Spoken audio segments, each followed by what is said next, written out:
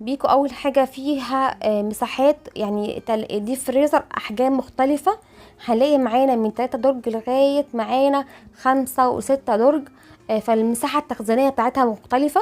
تاني ميزه ان بيكو ان الايد المقبض بتاع الايد بتاع الديب فريزر هو مقاوم للبكتيريا، ودي يعتبر ميزه مشهوره جدا بيها بيكو.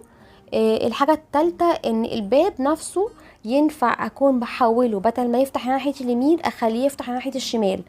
ودي اوقات بنحتاجها في تصميمات مطابخ معينه، بنلاقي مثلا في رخامه حاجه بتمنع ان انا افتح الباب ناحيه اليمين، فعاوز اغير اخلي الباب يفتح ناحيه الشمال.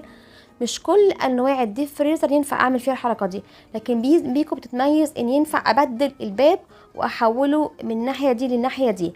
الحاجه التانية ان سرعه التجميد بتاعته عاليه جدا.